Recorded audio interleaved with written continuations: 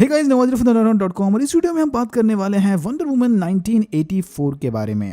इसके spoiler free review के लिए डिस्क्रिप्शन बॉक्स में दिए गए लिंक्स को चेक करें। इसकी शुरुआत होती है एक फ्लैशबैक सीन से, जहां यंग डायना थेमिस्कीरा में चले किसी कंपटीशन में हिस्सा लेती है। शुरुआत में तो डायना सारे कॉम्पिटिटर्स को पीछे छोड़ देती है, बट रेस में आगे रहने के चक्कर में इसका ध्यान भटक जाता है और वो घोड़े से गिरकर खुद पीछे रह जाती है। कंपटीशन जीतने के लिए आखिरी चेक पॉइंट को स्किप करके डायना शॉर्टकट लेकर फिर सबसे आगे हो जाती है, बट एन मोमेंट पर उसकी आंट एंटायोपी उसे कंपटीशन से बाहर खींच लेती है। यहाँ एंटायोपी और डायना की मदर हिप्पोलिटा इसे समझाते हैं कि जीतना ही सब कुछ नहीं होता, जीतने के लिए सारे रूल्स भी फॉलो करने पड़ते हैं, शॉर्टकट्स लेना ठीक बात नहीं। फिर ये दोनों डायना को इनकी गोल्डन वॉरियर एस्टीरिया का एग्जाम्पल देकर उसे सच्चाई का पाठ पढ़ाते हैं। जीतने के लिए शॉर्टकट्स लेना और सच्चाई वंडर वुमन 1984 की कहानी का बहुत बड़ा हिस्सा है, तो इस सच्चाई के पार्ट और गोल्डन वॉरियर एस्टीरिया के नाम को याद रखना। जब ज़ूस ने थेमिस्कीरा को बनाया था, तब अकेली एस्टीरिया ने सारे मैन या ह्यूमन आर्मी को रोक के रखा था ताकि बाकी के अमेज़ोनियन सही सलामत थेमिस्कीरा पहुंच जाएं। एस्टीरिया एक स्पेशल टाइप का पंख लगा गोल्डन आर्मर पहनती थी। इसे मजबूत बनाने के लिए सारे अमेज़ोनियंस ने उनका आर्मर कुर्बान कर दिया था। एस्टीरिया ने इस आर्मर की मदद से सक्सेसफुली ह्यूमंस को रोके रखा, बट बाद में उसके साथ क्या हुआ किसी को नहीं पता। थेमिस्कीरा में चले ये स्पेशल अमेज़न गेम्स उसी की याद में रखे जाते हैं। She is one of the greatest. Okay, fast forward to 1984। Diana shopping mall में चली एक चोरी को रोक लेती है, बट बाद में इन्हें पता चलता है कि जिस शॉप में वो चोरी हुई थी, वो लोग सीक्रेटली एंटीक ऑब्जेक्ट्स का ब्लैक मार्केट चला रहे थे। फिर हमारी मुलाकात होती है डॉक्टर बारबरा मिनर्वा से, जो डायना के साथ Smithsonian national museum of natural history में काम करती है। डॉक्टर बारबरा के इंट्रो सीन से ही हम समझ जाते हैं कि ये काफी अनकूल और इनसिक्योर टाइप की लेडी है। सिंपल भाषा में डायना प्रिंस की एग्जैक्ट अपोजिट। भले ही इसका कैरेक्टर अनुकूल लगे, बट डॉक्टर बारबरा निहायत ही होशियार जियोलॉजिस्ट, जेमोलॉजिस्ट, लिथोलॉजिस्ट और क्रिप्टोजूलॉजिस्ट है। भाई मुझे तो नाम भी ढंग से नहीं लेने आ रहे। डॉक्टर बारबरा की इन्हीं खूबियों की वजह से FBI वाले उससे मिलने आते हैं ताकि वो उन ब्लैक मार्केट वाले एंटीक ऑब्जेक्ट्स के बारे में सब कुछ जान सके, मेनली उसकी कीमत। इन्हीं ऑब्जेक्ट्स की जांच करते वक्त डॉक्टर बारबरा को ड्रीम स्टोन मिलता है। ये एक ऐसा ऑब्जेक्ट है जो इसे छूने वाले की कोई भी एक ख्वाहिश पूरी कर सकता है। इस स्टोन को डोलस नामी गॉड ऑफ मिस्चीफ ने बनाया था, मतलब बुरा वाला गॉड। ये ड्रीम स्टोन आपकी किसी भी एक विश को पूरा तो कर देगा, बट इसके बदले आपको उससे मैच करती हुई कोई बड़ी कीमत चुकानी पड़ेगी। अनफॉर्चुनेटली इसे यूज करने के डिसएडवांटेजेस इस पर नहीं लिखे होते, तो सबको लगता है कि ये बिना किसी रिटर्न के आपकी कोई भी ख्वाहिश पूरी कर देगा। डायना मजाक मजाक में इस ड्रीम स्टोन से स्टीव को वापस मांगती है, जो सालों पहले मारा गया था, और डॉक्टर बारबरा अपने लक को ट्राई करने इससे डायना जैसी लाइफ मांगती है कि मुझे कुछ नहीं चाहिए, बस वो सब दे दो जो डायना के पास है।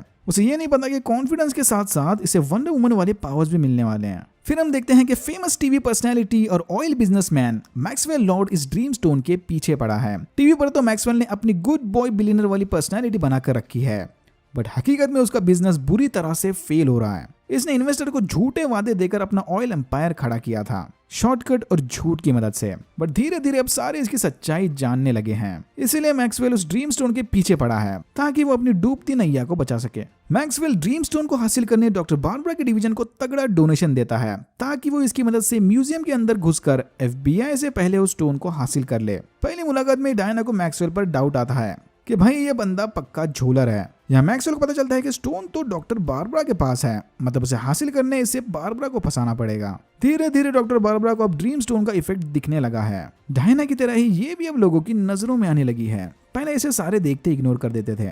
फिर मैक्सवेल गाला डिनर के दौरान डॉक्टर बारबरा को अपने प्यार के जाल में फंसाकर उससे वो ड्रीम स्टोन ले लेता है। इसी गाले में डायना की मुलाकात स्टीव से होती है, जो पता नहीं किसी तरह दूसरे बंदे की बॉडी में फिर से जिंदा हो गया। इसकी शक्ल बाकियों को तो अलग लगती है, बट डायना को इसमें सीधा सीधा स्टीव दिखता है। डायना समझ जाती है कि ये सब उस ड्रीम स्टोन का किया धरा है, बट फिर वो बाकी सारी चीजों को इग्नोर करके अपना पूरा फोकस स्टीव पर लगाती है। सालों से अकेला रहने के बाद फाइनली इसे अपना पहला प्यार वापस मिल गया। इसी चक्कर में डायना ड्रीम स्टोन और मैक्सवेल को पूरी तरह से भूल जाती है। वो गाले में आई थी ताकि मैक्सवेल के बारे में थोड़ा और जान सके। डायना को ड्रीम स्टोन के बॉक्स से मिली रिसीप्ट पर मैक्सवेल का नाम मिला था। मैक्सवेल ड्रीम स्टोन से स्पेशल विश मांगकर खुद ड्रीम स्टोन बन जाता है, मतलब अब ये किसी की भी एक विश पूरी कर सकता है।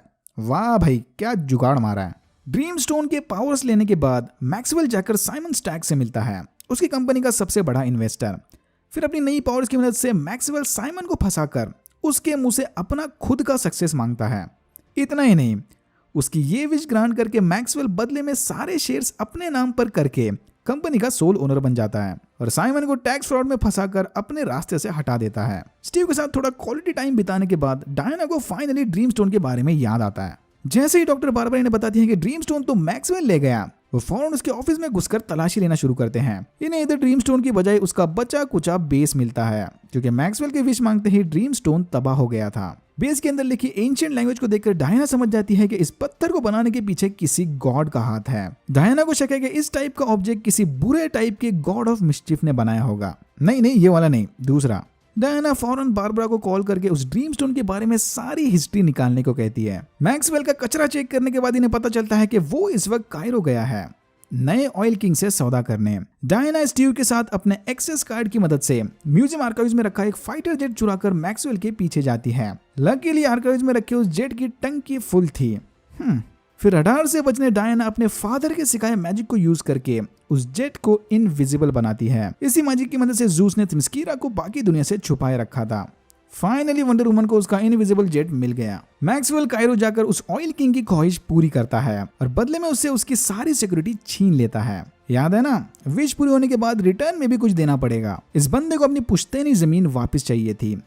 ख्वाहिश पूरी होते ही एक बड़ी सी दीवार उस इलाके को 2 हिस्सों में बांट देती है। जमीन तो मिल गई, बट बिना सिक्योरिटी फोर्सेस के ये बैकलैश कैसे हैंडल करेगा। डायना और स्टीव मैक्सवेल को वापस आते हुए देख लेते हैं और इधर होता है वो छोटा सा रोड एक्शन सीन। स्टीव को वापस पाने के बाद से ही धीरे धीरे डायना अपने पावर्स खोने लगी थी। इसके ऊपर भी अब ड्रीम स्टोन का रिटर्न इफेक्ट शुरू हो गया। डायना की कमजोरी का फायदा उठाकर मैक्सवेल वहां से भाग जाता है। फिर डायना, स्टीव और बारबरा ड्रीम स्टोन की हिस्ट्री चेक करने एक मायन शामन से मिलते हैं। बाबा जीत, हाँ, इंडियन ऑडियंस को इंप्रेस करने एक इंडियन फेस कैरेक्टर घुसा दो, सही है। ओके, और यहाँ पर डायना का शक यकीन में बदलता है। इस स्टोन को एक वेरी बैड गॉड ने क्रिएट किया था, God of lies, Duke of deception. Dream stone wish तो पूरी करता है, but with a big twist. Wish पूरी होने के बाद ड्रीम स्टोन आपसे कोई वैल्यूएबल चीज बदले में वापस लेगा। डायना की सिचुएशन में वो वैल्यूएबल चीज थी उसके पावर्स। ड्रीम स्टोन के इफेक्ट को अगर रिवर्स करना है तो या तो आपको आपकी विश वापस मांगनी होगी, रेनाउंस द विश, या फिर ड्रीम स्टोन को खत्म कर दो। अब क्योंकि मैक्सवेल खुद ड्रीम स्टोन बन गया है, डायना उसे मारना नहीं चाहती, ना ही उसे अपने विश को रिनाउंस करके स्टीव को फिर से खोना है। तो ये लोग डिसाइड करते हैं कि वो कुछ और रास्ता ढूंढेंगे। इधर बारबरा समझ जाती है कि अगर इन्होंने ड्रीम स्टोन को बर्बाद कर दिया तो वो खुद भी अपने पावर से हाथ धो बैठेगी।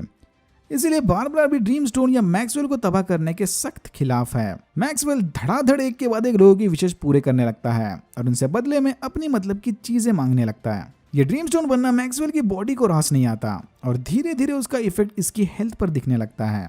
फिर मैक्सवेल लॉर्ड और ज्यादा पावर और अथॉरिटी हासिल करने के चक्कर में सीधा जाकर प्रेसिडेंट ऑफ यूनाइटेड स्टेट्स से मिलता है। यूएस प्रेसिडेंट की पावर और अथॉरिटी के बदले मैक्सवेल उसे ढेर सारे न्यूक्लियर वेपन्स देता है। अचानक यूएसए के पास इतने सारे न्यूक्लियर वेपन्स देखकर रशिया उन्हें न्यूक्लियर वॉर की चेतावनी देता है। तभी स्टीव डायना को उसके घर में रखे गोल्डन आर्मर के बारे में पूछता है। डायना लाशों की मदद से इसे एस्टीरिया और गोल्डन आर्मर का किस्सा बताती है। थेमिस्कीरा से ह्यूमंस के वर्ल्ड में आने के बाद से ही डायना ने एस्टीरिया को ढूंढने की बहुत कोशिश की, बट वो बस उसके गोल्डन आर्मर को ही ढूंढ पाई।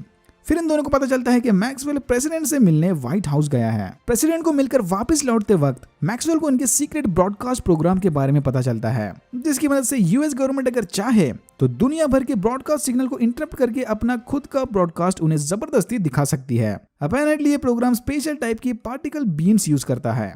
मैक्सवेल फौरन समझ जाता है कि इन पार्टिकल बीम्स की मदद से वो दुनिया के सारे लोगों से एक साथ कनेक्ट होकर उनकी ख्वाहिशों को पूरा कर सकता है। बदले में मैक्सवेल उन सब से उनकी हेल्थ लेगा ताकि वो अपनी सेहत पर होने वाले ड्रीम स्टोन के इफेक्ट को खत्म कर सके। डायना और स्टीव व्हाइट हाउस जाकर मैक्सवेल को रोकने की कोशिश करते हैं, बट फिर बारबरा वहां आकर उसे बचा लेती है। बारबरा को किसी भी कीमत पर अपने पावर्स नहीं खोने, चाहे इसके बदले सारी दुनिया की बैंड बज जाए। यहाँ डायना इसे समझाने की कोशिश करती है कि ड्रीम स्टोन ने बारबरा को पावरफुल तो बना दिया, बट बदले में उसकी ह्यूमैनिटी छीन ली। पर बारबरा उल्टा इसे धमकी देकर मैक्सवेल के साथ ब्रॉडकास्ट स्टेशन जाती है। रास्ते में बारबरा मैक्सवेल से एक और विश मांगती है कि उसे एपेक्स प्रेडिटर जितना पावरफुल बनना है। तो टेक्निकली क्योंकि अब मैक्सवेल नया स्टोन है, वो बारबरा की दूसरी ख्वाहिश भी पूरी कर सकता है। I don't know. दुनिया को न्यूक्लियर वॉर से बचाने की खातिर स्टीव डायना को उसकी विश वापस लेने के लिए मनाता है। डायना स्टीव को फाइनल गुड बाय बोलकर अपनी विश रिनाउंस करती है। ओह बाय द वे, स्टीव के जाने के बाद उसकी याद में डायना ने किसी तरह उड़ना भी सीख लिया। फिर रिफ्रेश्ड और पावरफुल डायना एस्टीरिया का गोल्डन आर्मर पहनकर मैक्सवेल को रोकने जाती है। ब्रॉडकास्ट स्टेशन पर पहुंचते ही डायना का सामना बारबरा से होता है, जो अब एक फुल एपेक्स प्रेडेटर या चीता में ट्रांसफॉर्म हो गई। बाहर बारबरा को शॉक देकर बेहोश करने के बाद डायना अंदर जाकर मैक्सवेल को रोकने की कोशिश करती है। मैक्सवेल ने ऑलरेडी ब्रॉडकास्ट स्टेशन की मदद से सबकी विशेष पूरी करना शुरू कर दी और बदले में उनसे उनकी हेल्थ ले ली। फिर डायना लॉस ऑफ ट्रूथ को मैक्सवेल के पैर पर बांधकर खुद सारी दुनिया से कनेक्ट होती है और उन्हें ड्रीम स्टोन की सच्चाई बताकर सबको अपने अपने विशेष वापस लेने को कहती है। फिर डायना मैक्सवेल को सारी दुनिया का हाल दिखाती है। वो इस विजन में अपने बेटे को भी देखता है, जो बाहर चले केओस में भटकते हुए अपने पापा को ढूंढ रहा था। फाइनली अपने बेटे की खातिर मैक्सवेल भी उसकी विश रिनाउंस करता है और सब कुछ टेनेंट स्टाइल में रिवर्स होकर ठीक हो जाता है। अब यहाँ पर पहला सवाल, क्या मैक्सवेल के विश रिनाउंस करते ही सबके विश भी रिनाउंस हो गए, या फिर हर एक को individually I renounce my wish बोलकर अपनी विश वापस लेनी पड़ेगी? क्योंकि वह न्यूक्लियर वाला रिवर्स फ्लो तो प्रेसिडेंट की विश वापस लेने के बाद ही हुआ था। देख के लग रहा है कि वाकई में हर एक को इंडिविजुअली अपनी विश वापस लेनी होगी। बट फिर उनका क्या होगा जो ऐसा नहीं करेंगे, या फिर लॉस ऑफ ट्रूथ के कांटेक्ट में आने के बाद सबने अपनी विश वापस ले ली? एक और इम्पोर्टेंट सवाल, अगले सीन में हम देखते हैं कि बारबरा अपने ह्यूमन रूप में आकर सनसेट को देख रही थी, तो क्या इसने भी अपनी विश रिनाउंस कर ली? क्या इसे 2 बार विश को रिनाउंस करना पड़ेगा? मेरे हिसाब से तो पहली बार ड्रीम स्टोन ने इसे डायना के पावर्स दिए थे और दूसरी बार मैक्सवेल ने इसे एपेक्स प्रेडेटर बनाया था। तो क्या इसने एक विश वापस ले ली और एक ऐसी ही छोड़ दी? एंड सीन में हम देखते हैं कि डायना मस्ट रीस्टोर दुनिया में क्रिसमस मना रही है और जिस बंदे के अंदर स्टीव की आत्मा आई थी उसे डायना के बारे में कुछ भी याद नहीं। तो जब इसके अंदर स्टीव की आत्मा गई थी तो इसकी ओरिजिनल आत्मा कहाँ गई थी? कि डायना के विश को रिनाउंस करने के बाद ये सब कुछ भूल गया और स्टीव का वजूद हमेशा के लिए मिट गया? अगर ऐसा है तो इस बात का पूरे वर्ल्ड के टाइमलाइन पर क्या इफेक्ट होगा? सब लोग भूल गए या फिर बस जो लोग अफेक्टेड थे वही लोग भूल गए, या कोई नहीं भूला? अगर कोई नहीं भूला तो इस बंदे को डायना के बारे में कुछ याद क्यों नहीं? इतने सारे सवालों को ओपन छोड़कर मूवी एंड कर दी और फिर अनाउंस कर दिया कि वंडर वुमन 3 टाइम जंप लेकर प्रेजेंट की स्टोरी बताएगी। अरे भाई, पहले पास्ट तो क्लियर कर दो। किसी ने इस बात का रिकॉर्ड नहीं रखा कि 1984 में ऑलमोस्ट न्यूक्लियर वॉर होते होते बच गया और एक बंदा टीवी पर आकर सबके विशेष पूरे कर रहा था। अगर रिकॉर्ड रखा होता तो डायना का ऑडियो वगैरह भी तो रिकॉर्ड होता।